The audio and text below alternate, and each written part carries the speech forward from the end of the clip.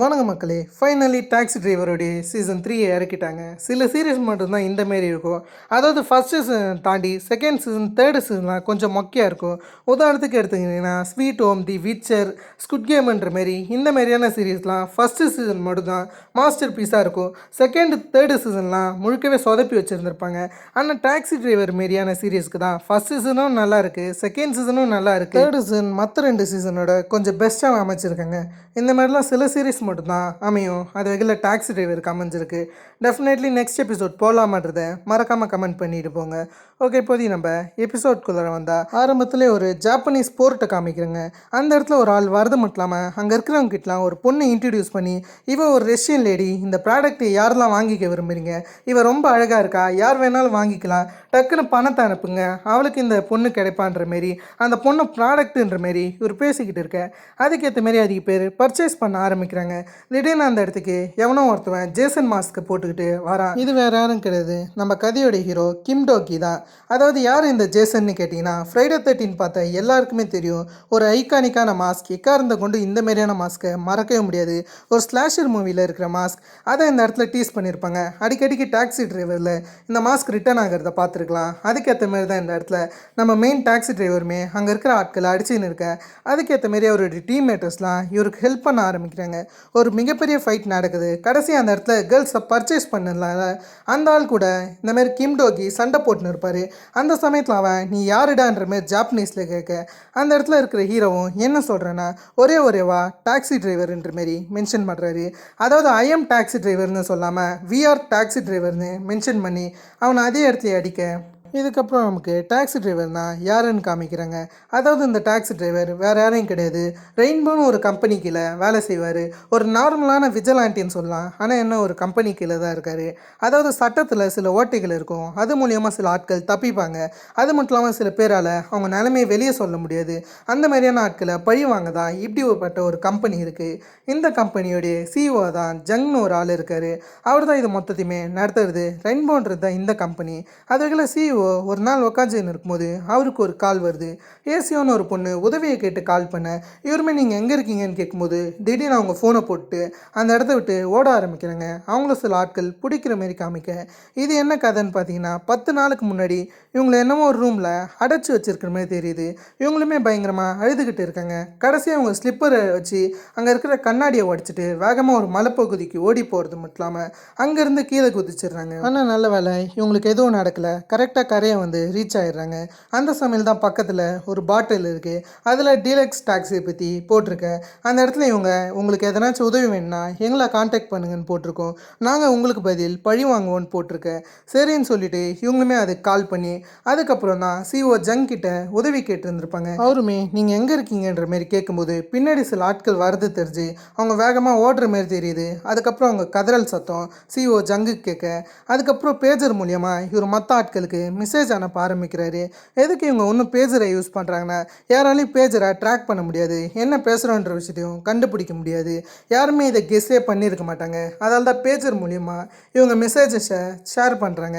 அதுவரைக்கும் இவங்களுடைய head குவார்ட்டர்ஸ்ன்றது under கிரவுண்ட்குள்ளார தான் இருக்கும். அந்த இடத்துக்கு வந்த சிஇஓவும் என்ன சொல்கிறாங்கன்னா, எனக்கு ஒரு கால் வந்துச்சு, அந்த கால் வந்த இடத்துக்கு நான் போனேன்னு சொல்கிறாரு. அதாவது அந்த கால் ஜப்பானில் இருந்து தான் வந்திருக்கும். சரின்னு சொல்லிட்டு இவருமே அந்த இடத்துல போகும்போது ஒரு ஐடென்டி கார்டு கிடச்சிருக்கும். அது ஹேசியோன்ற பொண்ணுடைய ஐடென்டி கார்டு தான். இந்த பொண்ணு தான் கால் பண்ணாங்கன்ற விஷயத்த எப்படியோ சிஇஓ கண்டுபிடிச்சிருந்துருப்பாரு. அதில் இந்த பொண்ணை பற்றி மற்ற விஷயங்களை செக் பண்ணணும்னு ஹீரோ அனுப்ப, சரின்னு ஹீரோவுமே அந்த பொண்ணு படித்த ஸ்கூலில் கண்டுபிடிச்சிடறாரு. சரின்னு அந்த இடத்துல ஒரு டீச்சர் ஆட்டம் போகிறது மட்டும் இல்லாமல் அங்கே இருக்கிற பிரசிடென்ட் கிட்ட தனியாக உட்காந்து பேச ஆரம்பிக்கிறாரு.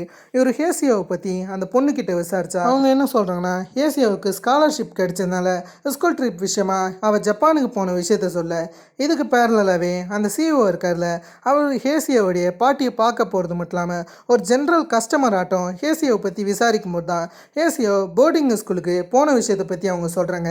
இதை கேட்டோடனே இது பொய்ன்ற விஷயமும் தெரிய வருது. அது மட்டும் இல்லாமல் அந்த பாட்டிக்கு கண்ணு தெரியாதுன்ற விஷயத்தையும் சிஇஓ நோட்டீஸ் பண்ணுறாரு. இந்த சில விஷயங்களை பற்றி ஹீரோ கிட்ட சொல்லிக்கிட்டு இருக்க, ஹீரோவுக்கு நல்லாவே புரியுது அவள் ஸ்கூல் ட்ரிப்புக்கும் போல் போர்டிங் ஸ்கூலும் கிடையாதுன்னு. இவர் பேசிக்கிட்டு இருக்கும்போது திடீர்னு ஒரு பொண்ணு கிராஸ் ஆகிற விஷயத்தை பார்க்க, சரியான அந்த பொண்ணுக்கிட்ட போய் உனக்கு எதனாச்சும் பிரச்சனையா, நம்ம 2 பேரும் ஒரே விஷயத்தில் தான் இருக்கும். உனக்கு ஹேசியோவை பற்றி தெரியும் தானேன்னு கேட்கும்போது திடீர்னு அந்த பொண்ணு அழுக ஆரம்பிக்கிறாங்க. சரின்னு ஹீரோவும் அந்த பொண்ணை விசாரித்து பார்த்தா ஒரு சின்ன ஃப்ளாஷ்பேக் தெரிய வருது. அந்த ஃப்ளாஷ்பேக்கில் இந்த பொண்ணு ஒரு ஆப்பை பற்றி ஹேசியோ கிட்ட ரெக்கமெண்டேட் பண்ணியிருந்திருக்காங்க. சரின்னு ஹேசியோவுமே ஆரம்பத்தில் அதை அவாய்ட் பண்ண செஞ்சுருக்காங்க. இருந்தாலுமே இந்த பொண்ணு ரொம்ப ரெக்வஸ்ட் பண்ணதுனால ஹேசியோவும் அந்த ஆப்பை விளையாட ஆரம்பிச்சிருக்காங்க. அதில் இவங்களுக்கு 5000 வான் கிடைக்குது. சரின்னு இதை இவங்க சிம்பிளாக விளையாடும்போது அதில் வர பணம் கடைசி அவங்க கையில் ரியலாகவே அந்த பொண்ணு எத்தாந்து தரேன், இந்த கேமை விளையாடினா உனக்கு அதிக பணம் வருன்ற மாரி அந்த இடத்துல ஹேசியோ கிட்ட சொல்ல, ஹேசியோவுக்கு ஆரம்பத்தில் நம்பிக்கை இல்லைனாலும் அவங்க பாட்டிக்கு ஹை சர்ஜரி பண்ணணும்னு ஒரு நிலைமையில் ஹேசியோ இருக்காங்க. அதில் பாட்டியோடைய ஹை சர்ஜரிக்கு இது ஹெல்ப் பண்ணுன்ற மாரி ஹேசியோ யோசிக்கிறாங்க. சரின்னு சொல்லிட்டு ஹேசியோவும் அந்த கேமில் ரொம்ப அடிக்ட் ஆக ஆரம்பிக்கிறாங்க. இந்த அடிக்டை பண்ணதே ஹேசியோவுடைய அந்த ஃப்ரெண்டு தான். ஹேசியோ இந்த கேமில் எவ்வளோ மூழ்கி போகிறாங்கன்னா இந்த மாதிரி அவங்களே மறக்கிற ஆளுக்கு அதிகமாகவே மூழ்கி போயிடுறாங்க. அதுக்கெல்லாம் இந்த கேமை நாள் பூரா விளையாடிக்கிட்டு இருக்கும்போது சில லோன் இன்ட்ரெஸ்ட், அதுக்கப்புறம் அட்வான்ஸ் பேமெண்ட்னு சில விஷயங்களை பற்றி கேட்க செய்யுது. இதை பற்றி ஹேசியோவுக்கு பெருசாக தெரியல. அது மட்டும் இல்லாமல் ஹேசியோ ஆரம்பத்தில் இந்த கேமில் ஈஸியாக ஜெயித்தாங்க. ஆனால் இப்போ அடிக்கடிக்கு தோற்றுக்கிட்டு இருக்காங்க. இது என்னன்னு ஹேசியோ யோசிச்சுக்கிட்டு இருக்காங்க. ஒரு நாள் இவங்க ஸ்ட்ரீட்டில் நடந்து வரும்போது 2 ரவுடி பசங்க இவங்களை கிட்னாப் பண்ணிட்டு கார்குள்ளார கூட்டிகிட்டு போகிறாங்க. அந்த இடத்துல ஏசியோ கேம் விளையாடி இருந்திருப்பாங்களே, அதில் முன்னமே லோன் இன்ட்ரெஸ்ட்லாம் தரணும்னு சொல்லி இருந்திருப்பாங்களா. ஏசியோ இவங்களுக்கு பணத்தை தரலையா, அதை பற்றி இவங்க சொல்கிறாங்க. அது மட்டும் இல்லாமல் ஏசியோவை அந்த பணமே தர வேணாம்னு சொல்கிறாங்க. வேணும்னா சில டிஸ்கவுண்ட்டை தரேன், ஆனால் உங்கள் ஃப்ரெண்டுக்கிட்ட இந்த ஆப்பை நீங்கள் ரெக்கமெண்டட் பண்ணால் மட்டும் போதும், ஒரு 5 ஃப்ரெண்டு மட்டும் இந்த ஆப்குள்ளார கொண்டாந்தா போதுன்ற மாரி இவங்க சொல்ல, ஆனால் ஏசியோவுக்கு அதில் மனசு இல்லை. ஏசியோ ஒரு நல்ல பொண்ணாக இருக்கிறதுனால யார்கிட்டையுமே இந்த ஆப்பை ரெக்கமெண்டட் பண்ண கிடையாது. அது மட்டும் இல்லாமல் ஹேசியோ கிட்ட இந்த ஆப்பை ரெக்கமெண்டட் பண்ண அந்த பொண்ணுக்குமே இந்த மாதிரியான விஷயம் தான் நடந்திருக்கணும். அது மூலியமாக தான் ஹேசியோ கிட்ட இந்த ஆப்பை பற்றி அவங்க சொல்லியிருந்திருக்கணும். இதெல்லாம் தெரிய வர அப்படியே ப்ரெசென்ட்டில் நம்ம ஆட்களும் அதை பற்றி செக் பண்ணும்போது தான் அவங்களுடைய டார்கெட் மைனர்ஸ்ன்னு தெரிய வருது. அது மட்டும் இல்லாமல் அவங்க இதுக்காக கேட்கப்படுற அட்வான்ஸ் பேமெண்ட்டை பற்றியும் அவங்க செக் பண்ணும்போது 300,000 தெரிய வருது. கிட்டத்தட்ட 5000 மைனர்ஸ் கிட்ட இதை விளையாடுற விஷயங்கள்லாம் தெரிய வர இதை கேட்டு இவங்க அதிர்ச்சி ஆகுறாங்க. ஏன்னா கிட்டத்தட்ட இவங்க விளையாடுறது ஒரு சூதாட்டம் தான். இதை பற்றி இவங்க யோசிக்க அதுக்கப்புறம் திரும்ப அந்த சீன் ஃப்ளாஷ்பேக்கு போகுது. அந்த ஃப்ளாஷ்பேக்கில் ஏசியாவும் அவங்க ஃப்ரெண்டும் இருக்கும்போது ஸ்ட்ரெயிட்டாக ஸ்கூலுக்கு வரது மட்டும் இல்லாமல் அந்த ரவுடி பசங்க இவங்களை மிரட்ட ஆரம்பிக்கிறாங்க. எப்போ நீங்கள் பணம் தருவீங்க, உங்கள் ஃப்ரெண்டை நாங்கள் தான் சேர்க்க சொன்னோமேனும் போது அந்த இடத்துல ஏசியாவும் என்னால் அது முடியல, வேறு எதனாச்சும் வழி இருக்கான்னு கேட்கும்போது அந்த ஆள் என்ன சொல்கிறேன்னா, ஜப்பானில் ஒரு பார்ட் டைம் வேலை இருக்குது, வெறும் 1 மாதம் நீங்கள் வேலை செஞ்சிங்கன்னா போதும், எல்லா கடனுமே தீர்ந்து போயிடும், அதால் ஜஸ்ட்டு 1 மாதம் மட்டும் எங்கள் கீழே வேலை செய்யுங்கன்னு இந்த ஆள் சொல்ல ஹியோசியோவுக்கு வேறு முடிவு இல்லை. சரின்னு ஹியோசியோவுமே அந்த டீலுக்கு ஒத்துக்கிறாங்க. அதில் ஒரு நாள் ஃப்ரெண்டுக்கிட்ட போய் என்ன சொல்கிறாங்கன்னா, ஜஸ்ட்டு ஒரே 1 மாதம் தான், அது வரைக்கும் மட்டும் நம்ம வேலை செஞ்சால் போதும், மொத்த கடனை அடிச்சிடலாம், அதுக்கப்புறம் எல்லாத்தையும் பார்த்துக்கலான்ற மாரி 2 பேரும் ஆறுதலாக இருக்காங்க. இவங்களும் அடுத்ததாக நைட்டே கிளம்பலான்னு ஒரு பிளான் வச்சுருக்காங்க. ஆனால் இதுக்கு நடுவில் ஹேசியோடைய ஃப்ரெண்டு மட்டும் வர கிடையாது. ஏர்போர்ட்டுக்கு தான் இவங்க போகணும், அது மூலியமாக தான் ஜப்பானுக்கு போவாங்க. ஆனால் ஹேசியோடைய ஃப்ரெண்டு வர கிடையாது. ஏன்னா அவங்க அப்பா ஹேசியோடைய ஃப்ரெண்டை ரூம்லேயே போட்டு அடைச்சிருந்துருப்பார். அதெல்லாம் அவள் வரல. அதால் தனியாக ஜப்பானுக்கு ஹேசியோ மட்டும் தான் போகக்கூடிய ஒரு நிலைமை ஏற்படுது. அதெல்லாம் வேறு வழி கிடையாதுன்னு சொல்லிட்டு இவங்களுமே ஹேசியோ மட்டும் கூட்டிகிட்டு போகிறாங்க. கடைசியாக ஹேசியோ அங்கேருந்து கிட்னாப் பண்ணிக்கிட்டு போக இந்த விஷயங்கள்லாம் நம்ம ஆட்களுக்கும் தெரிய வருது. அதில் எல்லாருமே இந்த கேஸை அட்டன் பண்ணலாம் தான் இருக்காங்க. அதில் எல்லோரும் ஒரு ஓட்டிங் எடுத்து இப்போ வேலையில் இறங்கும்னு சொல்லிட்டு ஒவ்வொரு ஆட்களும் அவங்க வேலையை பார்க்க ஆரம்பிக்கிறாங்க. இப்போ எல்லாருமே மும்புறமாக இந்த கேஸில் உழைக்க ஆரம்பிக்கிறாங்க. ஹீரோமே அவருடைய டாக்ஸியை பக்காவாக ரெடி பண்ணிக்கிறாரு. ஃபேக்கான நேம் போர்டெலாம் வைக்கிறது மட்டும் இல்லாமல் அவருடைய டாக்ஸியோட அவர் கண்காணிக்க போயிடுறாரு. இந்த பக்கம் கோயோன்னு ஒருத்தவங்க இருப்பாங்க இந்த டீம்லேயே, அவங்க ஒரு ஹேக்கிங் லேடி. அது மூலியமாக இவங்க சில விஷயங்களை ஹேக்கிங் பண்ண செய்கிறாங்க. இந்த இடத்துல இவங்க சில புது ப்ரோக்ராமை போட்ட மாரியே சொல்லி இருந்திருப்பாங்க. அது மூலியமாக இவங்க வேலை பார்த்துக்கிட்டு இருக்காங்க. ஆனால் அந்த கம்பெனியை பற்றி பெரிய டீட்டெயில்ஸ் எதுவும் கிடைக்கல. அதில் ஃபீல்டு ஒர்க் பண்ணணும்னு இவங்க இறங்க ஆரம்பிக்கிறாங்க. அதில் ஸ்ட்ரெயிட்டாக ஹேசியோட ஃப்ரெண்டை பார்க்கறது மட்டும் இல்லாமல் அந்த கேம் ஆப்க்கான யூஆர்எல்லை வாங்கிக்கிட்டு அந்த கேம் ஆப்பையுமே ஏற்றி அதில் விளையாடி ஜெயிக்கலாம் ட்ரை பண்ணுறாங்க. ஆனால் மேக்ஸிமம் ஆஃப் த பணம் லாஸில் தான் போகுது. சரின்னு எப்படியே அவங்க கடைசியாக ஜெயிச்சிடுறாங்க. கடைசியாக அந்த ரவுடி பசங்க இருக்காங்களே 2 பேர், அவங்களுமே இவங்க சந்திக்கிறது மட்டும் இல்லாமல் அவங்க கூட உக்காந்து இவங்க பேசிக்கிட்டு இருக்காங்க. அந்த இடத்துல இருக்கிற ரவுடி பசங்களுமே இந்தமாரி உங்ககிட்ட ஃபேமிலி இருக்கா, பணம் இருக்கான்ற மாரி கேட்டுக்கிட்டு இருக்க, கோயோன்னு எதுவுமே இல்லைன்ற மாரி சொல்கிறாங்க. அதை கேட்ட இவங்களுமே இவன் இந்த வேலைக்கு சரியாக இருப்பான்ற மாரி அந்த ஜப்பான் வேலையை பற்றி சொல்ல, என்ன வேலைலாம் மென்ஷன் பண்ணல. ஆனால் இவங்களும் நான் கண்டிப்பாக வரேன், நான் நல்லா வேலை செய்வேன்ற மாரி சொல்ல, சரி நீ இந்த கான்வர்சேஷனை முடிஞ்சதுக்கப்புறம் திரும்ப கோயோன் டீலக்ஸ் டாக்ஸி சர்வீஸ்க்கு வரது மட்டும் இல்லாமல் இவங்க அந்த மொபைல் கேமுடைய சோர்ஸ் கோடை பற்றி செக் பண்ணியிருப்பாங்க. அது ஜப்பானில் உருவான விஷயமும் இவங்களுக்கு தெரிய வந்திருக்கும். அதுக்கப்புறம் ஜப்பானில் இருந்து தான் இதுக்கு ஃபண்டிங் வர விஷயத்த கண்டுபிடிச்சிருப்பாங்க. ரிகோ மணின்னு ஒரு கம்பெனி இருக்குது, அதுதான் இது மொத்தத்துக்கோ காரணம் சொல்கிறாங்க. அது மட்டும் இல்லாமல் இந்த வேலைலாம் முடிஞ்சதுக்கப்புறம் அந்த கம்பெனியை டெமானிஷ்டு பண்ணுறவங்கன்னு சொல்லப்படுது. அதாவது அப்படி ஒரு கம்பெனி இருந்ததுக்கான அடையாளமே இல்லாத மாரி ஆக்கிடுவாங்களாம். இதெல்லாம் கோயோன் கண்டுபிடிச்சி சொல்ல அந்த சமயத்தில் தான் கோயோனுக்கு அந்த ரவுடி பசங்க கால் பண்ணி இந்த மாதிரி ஏர்போர்ட்டுக்கு வர சொல்லி இருந்திருப்பாங்க, இவளை ஜப்பானுக்கு கூட்டிகிட்டு போகணுன்னு சொல்லிட்டு. சரின்னு கோயோனுமே அவங்களோட உட்காந்துன்னு இருக்கேன். அந்த சமயத்தில் நம்ம ஆட்களும் கோயோனுக்கு உதவியாக தான் இருந்துருப்பாங்க. அவங்களுமே சிக்னலை காமிக்க இது எதுவுமே தெரியாத அந்த ரவுடி பசங்களும் கோயோனை வேற ஒரு காரில் ஏற்றுறாங்க. சரின்னு சொல்லிட்டு அந்த காரை ஃபாலோ பண்ணி நம்ம ஆட்கள் போகிறாங்க. கடைசி அவங்க ஜப்பான்குள்ளாருமே என்ட்ரி ஆகிடுறாங்க.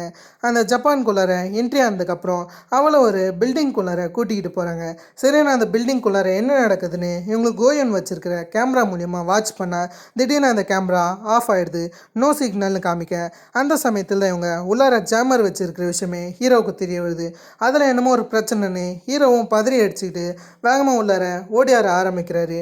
இங்கே என்ன நடந்துச்சுன்னு தெரியல. அந்த இடத்துல இருக்கிற ஆட்களும் ஹீரோவை தடுக்க ட்ரை பண்ண ஹீரோவை அங்கே இருக்கிற மொத்த ஆட்களுமே அடிச்சுட்டு வர அந்த இடத்துல கோயோன் மேலே ஒருத்தன் கை வைக்க வர கோயோன் அவனை ஈஸியாக தூக்கி அடிச்சிடுவாங்க.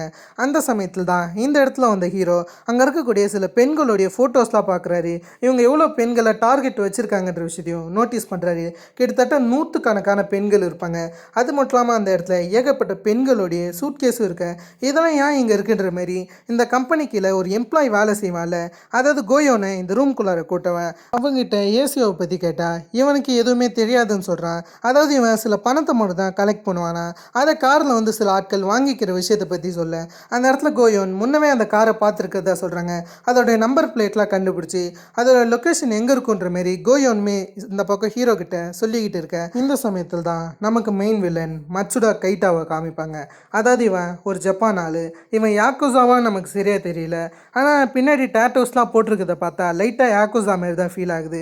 அது நம்ம பொறுத்து வந்து பார்த்தா தான் தெரியும். ஆனால் இதெல்லாம் முடிஞ்சதுக்கப்புறம் அடுத்த நாளே இவங்க இந்த மாதிரி ஒரு இடத்துல போய் செக் பண்ணி பார்க்குறாங்க. இந்த இடத்துக்கு தான் கார் வந்திருக்குன்னு நினைக்கிறேன். அதை ட்ராக் பண்ணி இவங்க வரும்போது அந்த இடத்துல சில ஆட்கள் ஜிம்மை டேக் ஓவர் பண்ணியிருக்கிற விஷயம் ஹீரோவுக்கு தெரிய வருது. அதில் ஹீரோவுமே ஜப்பான் ஆளாட்டம் அங்கே போகணுன்னு யோசிக்கிறாரு. அதுக்கேற்ற மாரி இவர் வேஷம் போட்டுன்னு அந்த இடத்துக்கு போகிறாரு. அந்த சமயம் தான் ஒருத்தவன் ஹீரோடைய ஷூஸில் எச்சையை துப்ப அதை பார்த்த ஹீரோவும் எனக்கு புது ஷூஸ் வேணும், என்னுடைய ஷூவை நீ நாசமாக்கிட்டேன்னு சொல்ல அங்கே இருக்கிற ஆட்கள் ஹீரோவோட சண்டை போட வராங்க.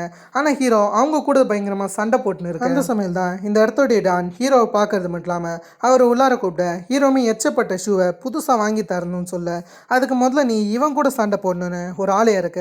சரின்னு ஹீரோவுமே அவனை ஈஸியாக டிஃபீட் பண்ணிடுறாரு. பயங்கரமாக அடிச்சு அவனை சாய்ச்சி விட அது மட்டும் இல்லாமல் அவனுடைய உடம்புல என்ன எழுதுறான்னா இவருடைய நம்பரை ஃபஸ்ட்டு எழுதிட்டு புது ஷூஸை வாங்கினதுக்கப்புறம் இந்த நம்பருக்கு கால் பண்ண சொல்லுன்ற மாரி சொல்கிறாரு. அதாவது ஷூவில் எச்சப்பட்டிருக்குல்ல, அதுக்காக புது ஷூஸை வாங்கி தர சொல்கிறாரு. யாக்கோ ஜவட்டா நடிக்கிற மாதிரி தான் தெரியுது.